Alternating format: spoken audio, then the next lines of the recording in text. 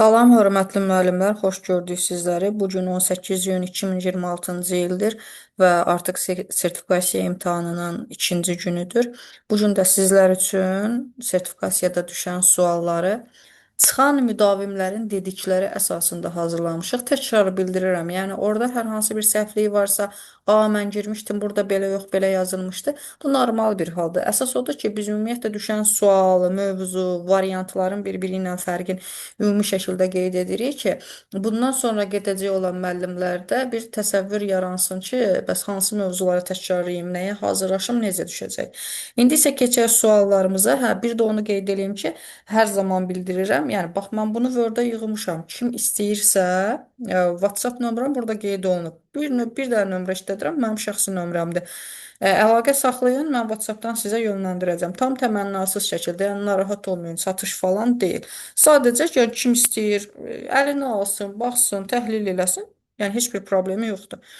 Birinci sualımız, sinifdə bir şagirdin mütəmadi olaraq digər həmyaşıdları tərəfindən bullyingə məruz qaldığını müəyyən edən müəllimin ən doğru və etik yanaşması hansıdır? A. Bullyingi dərhal dayandırmaq, tərəflərlə fərdi söhbət aparmaq, məktəb psixoloqunu və valideynləri prosesə cəlb edərək təhlükəsiz mühit yaratmaq. B. Yalnız zərər çəkən şagirdlə danışmaq və ona daha güclü olmasını, bu cür hallara fikir verməməsini tövsiyə etmək. C. Məsələni sinif qarşısında müzakirəyə çıxarmaq və bullying edən şagirdləri hamının yanında tənqid etmək. D. Şagirdlərin sosiallaşması üçün bu cür halları normal qəbul etmək və onların öz aralarında problemi həll etməsinə şərait yaratmaq. Bullying halı bilirsiniz ki, hər zaman sertifikasiyada düşən suallardan biridir və burada əsas məsələ nədir? Bullying varsa, təbii ki, A variantı 4 variantdan, 5-ci variant xatırlanmadığı üçün 4 variant qeyd eləmişik. 4 variantdan ən düzgün reaksiya A variantında olandır. Yəni dayandırıb, fərdi söhbət aparırıq, məktəb psixoloqunu və valideynləri prosesə cəlb edərək təhlükəsiz mühit yaradırıq. Keçirik ikinci sualımıza. Müəllim şagirdlərə tapşırır ki, rənglər haqqında araşdırma aparsınlar və eyni zamanda bu rəngləri insan xarakteri ilə uyğunlaşdırıb öyrənsinlər. Müəllim burada inteqrasiyanın hansı növündən istifadə etmişdir? Cavabımız olacaq fən daxili inteqrasiya, daha doğrusu çox üzr istəyirəm, fənlərarası inteqrasiya. Çünki təsviri incəsənətdə rənglər həyat bilgisi və psixologiya ilə əlaqədar insan xarakterin bir-birinə bağladığına görə cavab fənlərarası inteqrasiyadır. Üçüncü sualımız yenə bullyingə aiddir.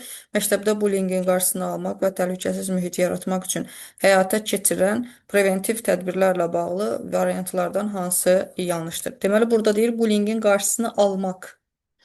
Bullyingi vaxtında müəyyən etmək üçün məktəbdə şagirdin özünü sərbəst ifadə edə biləcəyi təhlükəsiz və azad mühit yaradılmalıdır. Şagirdlərin şəxsi portfolyolarının yaradılması və esse yazmaq kimi yaradıcı fəaliyyətlər onların emosional vəziyyətini anlamağa kömək edir.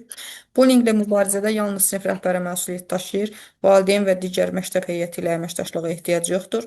D. Şagirdlər arasında anonim sorğular keçirilə bilər, lakin bu sorğuların nəticələrinə əsasən fərdi diaqnozların qoyulması məqsədə uyğun deyil. Deməli, bizdə də sual nə idi? Yanlış olan idi və təbii ki, bizdə də məlum məsələdir ki, deyir ki, yalnız sinif rəhbəri məsuliyyət daşıyır. Xeyr, bullying bütün məktəb rəhbərliyi tərəfindən məsuliyyət daşınıldığına görə yalnız sinif rəhbəri təbii ki, yanlış cavab olacaq. Düzgün cavab C variantıdır.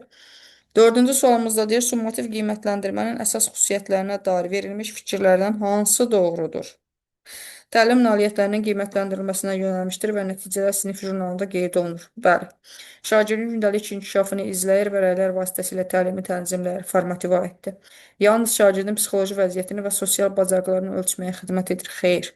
Təlimin əvvəlində şagirdin mövcud bilik və bacarıqlarını yoxlamaq üçün keçirilir, diaqnostika aiddir. Düzgün cavabımız olacaq A variantı. Şagird dərsə gecikir, müəllimdən icazə istəyir və izahat verir ki, bu da dərsin pozulmasına səbəb olur. Bu problemin əsas səbəbi nədir? Dərsə aid qayda, prosedur, gözlənti qoyulur və dərs pozulmasın deyə bunlar edilir. Müəllimin əgər dərsə gecikəndə adlı prosedur olsaydı, belə bir hal baş verməzdi. A. Dərsin maraqsız keçməsi şagirdin gecikməsinə şərait yaradır. B. Şagirdin intizamsız və hörmətsiz olması. C. Məktəb rəhbərliyinin gecikmələrlə bağlı ciddi cəza tədbirlərinin görməməsi. D. Müəllimin gecikmə halı ilə bağlı müəyyən olunmuş prosedurunun olmaması, yəni düzgün cavab 5-də D variantıdır. 6. Effektiv sinif idarə etməsində gecikən şagirdin dərsi pozmaması üçün müəllim hansı addım atmalıdır? Yenə də burada gecikən şagirdə aid prosedur olmalıdır təbii ki. Gecikən şagirdi sinifə buraxmamalıdır. Sinif qarşısında şagirdin gecikmə səbəbini sorğulamalıdır. Öncədən elan edilmiş və məşq etdirilmiş gecikmə proseduru tətbiq edilməlidir.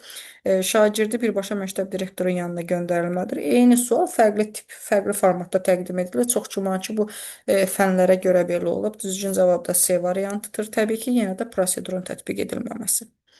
7-ci sual sinifdə bullying halı müşahidə edildikdə müəllimin düzgün mövqeyi hansıdır? Zərər çəkən şagirdin valideyninə demək ki, uşağını başqa məktəbə aparsın. Şagirdi maarifləndirmək və məktəb psixoloqu ilə əməkdaşlıq etmək. Yalnız şagirdi incidən şəxsi hamının qarşısında cəzalandırmaq, məsələyə müdaxilə etməmək və şagirdlərin özlərinin həll etməsini gözləmək. Düzgün cavab B variantı, yəni müşahidə edildikdə müəllim şagirdləri maarifləndirməli və məktəb psixoloqu ilə əməkdaşlıq etməlidir. Ümumiyyətlə, bu hissəyə diqqətli olun. Bullyingin müəyyən edilməsi və ya bullyingin qarşısının alınması.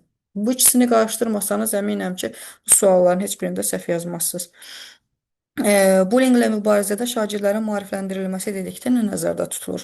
Zorakı davranış nümayiş etdirən şagirdləri sinifdən kənarlaşdırmaq, təbii ki, xeyr. Hər gün şagirdlərlə bullying haqqında testlər etdirmək, xeyr. Şagirdlərə yalnız nizam-intizam qaydalarını əzbərlətmək, xeyr. Bullyingin növləri, fəsadları və qarşılıqlı hörmətin önəmi haqqında söhbətlər aparmaq, bəli, D variantı. Daha sonra müəllim valideyn münasibətlərinin səmərəli qurulması üçün hansı addım şərtdir? Valideynin rəyini nəzərə almadan yalnız öz bildiyini tətbiq etmək, açıq, qarşılıqlı hörmətə əsaslanan mütəmadi və effektiv məlumat mübadiləsi aparmaq, valideynə yalnız şagirdin neqativ davranışları haqqında məlumat vermək, valideynlərlə yalnız valideyn iclasında görüşmək. Təbii ki, düzgün cavabımız B variantı olacaq. Açıq, qarşılıqlı hörmətə əsaslanan mütəmadi və effektiv məlumat mübadiləsi aparmaq lazımdır. 10-cu sualımız yenə də müəllim valideyn əməkdaşlığına aiddir. Müəllim valideyn əməkdaşlığının şagird inkişafına təsirində ən mühüm amil hansıdır? Valideynlərin yalnız maddi dəstəyindən istifadə etmək təbii ki, xeyr. Müəllimin bütün məsuliyyətini valideyn üzərinə atması, xeyr. Şagirdin gələcək inkişafı üçün valideynin rəyinin dəyərləndirilməsi və birgə fəaliyyət, ən əsası birgə fəaliyyət düzgün cavabımızdır.